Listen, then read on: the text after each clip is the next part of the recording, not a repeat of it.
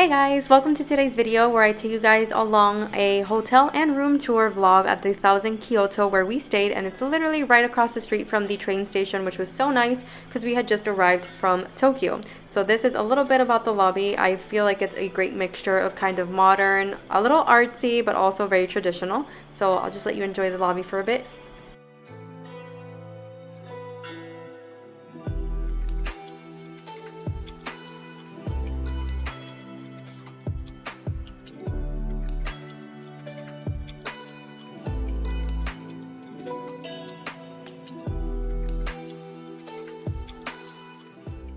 I feel like the camera doesn't do it much justice, but these stairs and the high ceiling makes it look so grand and so big. And there's also escalators for whoever doesn't want to go up the stairs because they are pretty long.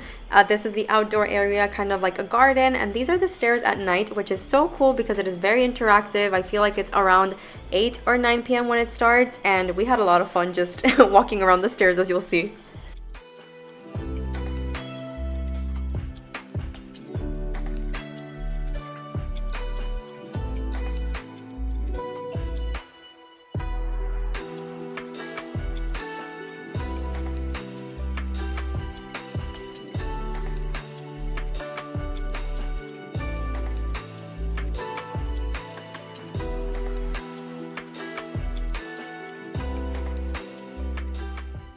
So the first room was a Japanese suite. You had to access it through this private doorway. You could only have your room key, so this is why they were showing us around. And then at the end of the hallway was the Japanese suite. As you will see, the entrance, you have the genkan, I hope I'm saying it correctly, where you leave your shoes and everything. And as you can see, we immediately unpacked because it was a long day and we were tired. So it's a little bit messy, but I think it's pretty self-explanatory, so I'll just let you enjoy the room tour. You have the bathroom as soon as you walk in. You also have a separate bathroom coming up a little further up ahead.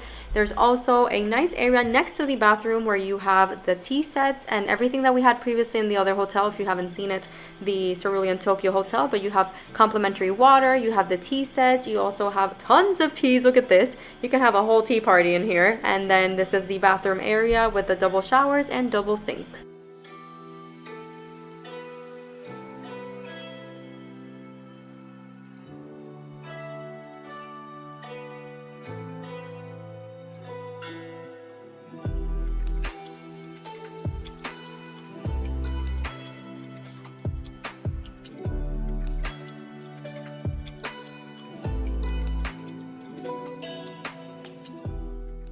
I really love the flow of the bedroom area because you have the two beds right here, and then you go straight into the low table where you can have tea and eat, as well as you have the bed set up. And behind those doors you will see very soon that you have a little private balcony area, more of a terrace area. Unfortunately, it was very dark by the time we were there, and the next couple days I completely forgot to record, but here's a little bit of the patio.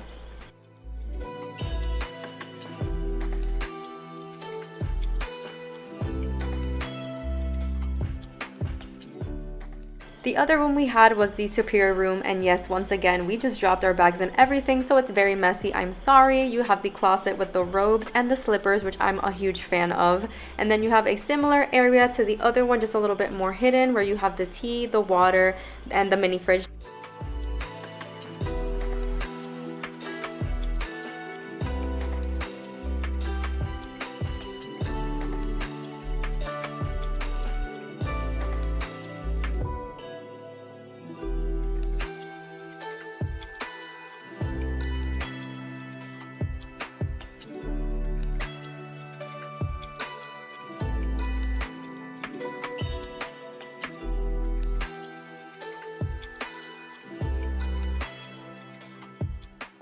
This room did not have a balcony or a patio area, so that's why I didn't show you guys, but I did want to show the air purifier, which was amazing and has been our best friend on all the hotel rooms. And you also get an iPad where you can fix the lights and play around. You can even order room service, so it was really cool to control everything from here.